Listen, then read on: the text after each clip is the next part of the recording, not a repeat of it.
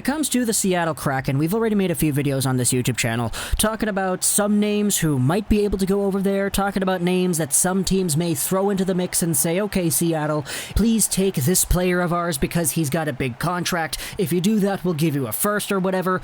There's a whole bunch of stuff we've discussed when it comes to the Seattle Kraken, but these discussions have continued in other places as well, not just on the YouTube channel, but in other outlets like The Athletic, for example. Here's an article from Hailey Salvian talking about the Ottawa Senators, and who could the Senators lose in the Seattle Expansion Draft. And for the most part, when it comes to thinking about who the Ottawa Senators have in their lineup, they have guys like Brady Tkachuk, they have guys like Tim Stützle, they have guys that are a little bit older, like Evgeny Dadonov, and they have Alex Galchenyuk as well. There are a few names that you can think of right off the bat as to who the Senators would probably have in their best interests in the protection side of things.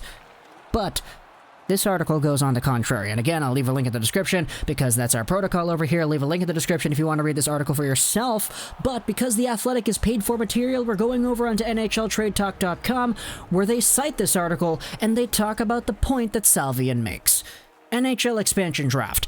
The Ottawa Senators may leave a surprising player unprotected. The Sens have an interesting decision to make come the NHL Expansion Draft. Could they leave a surprising player exposed? And the article opens up straight up with what exactly it mentions here, after suggesting the team might protect Mike Riley on the blue line, leaving Nikita Zaitsev and Josh Brown exposed. The article shifted to talk about the goaltending, and it laid out a bit of a twist in the Ottawa Senators system and their expansion draft plans. The suggestion in the article is that the obvious play-in goal would be to protect newly signed free agent goaltender Matt Murray. Instead, the writer believes the Sens might leave him exposed. The idea is that he's too expensive for Seattle to be interested in, and as such, in a way, his contract acts as protection. So could we see a reality where Matt Murray, newly acquired Ottawa Senators goaltender who was given quite a bit of a pay raise, if I do say so myself, is unprotected and available for the Seattle Kraken to actually pick up there and take? Matt Murray is a 26-year-old, 6'4", 479-pound goaltender making $6.25 million until the 2020-24 season.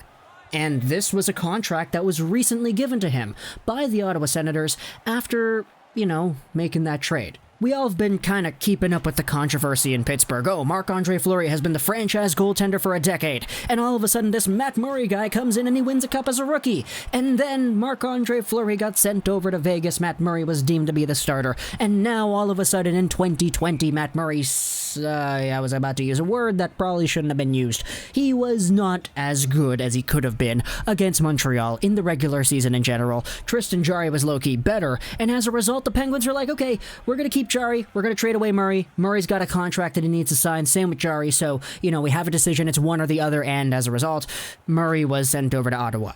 He then was signed to that huge contract, and it's a contract that is being noted here in the article as protection itself. Salvian explains that the ticket price of 4 years at 6.25 AAV is simply too rich for the Kraken's blood, and that his new contract would deter the team from taking him.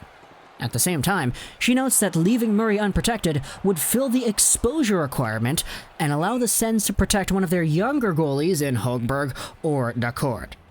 And yes, before we go forward with it, that indeed is the case. You're only allowed to protect one goalie, I believe. So when you have a guy who is making however many $1 million, if he has an NMC, yeah, you're automatically protecting that guy.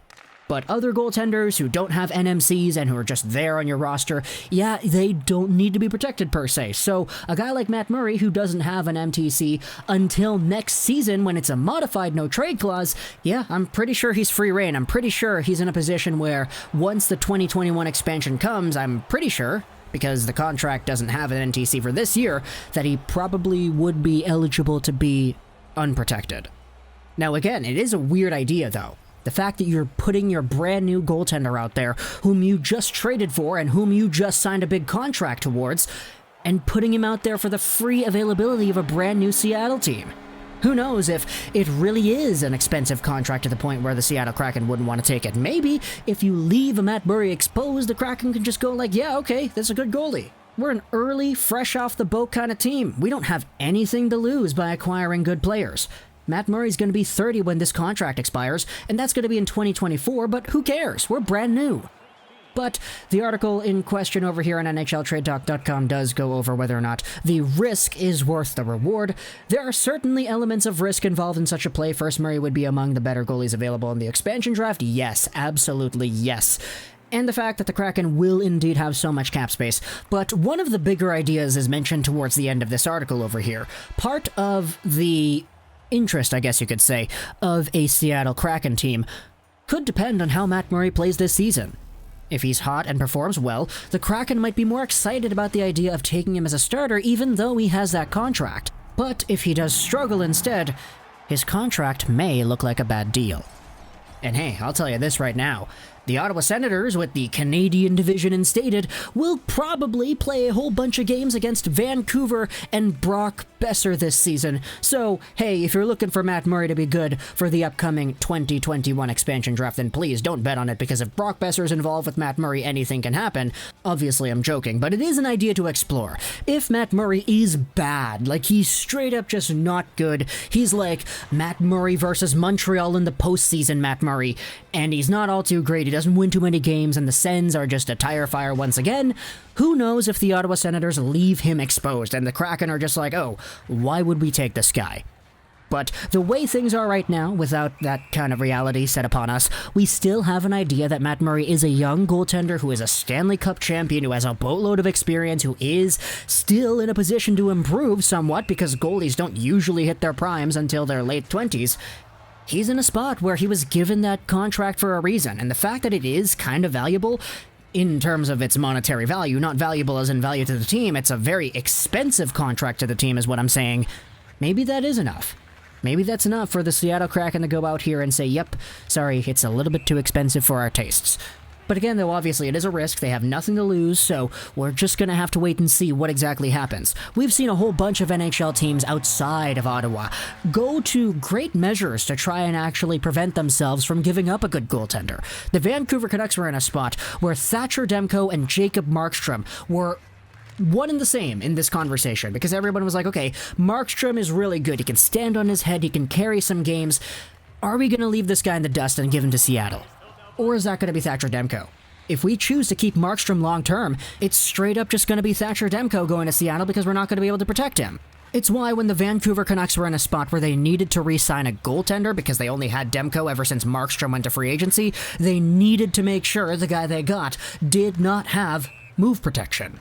Because if you have that, put the NMC on the guy, all of a sudden he's supposed to be protected, and you can't leave that guy exposed. It's a requirement in the rules. So for Calgary, hey, you guys can go ahead and do that. Fine.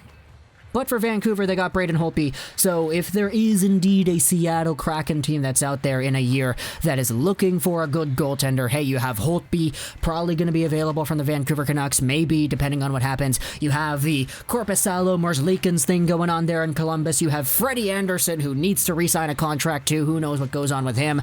You might have a Matt Murray from the Ottawa Senators who was just recently acquired, and then you have all the other goaltending stories around the NHL as well. Obviously, Markstrom is a new guy in Calgary, so whoever the Calgary Flames have in their system that is not Jacob Markstrom might be available for the taking.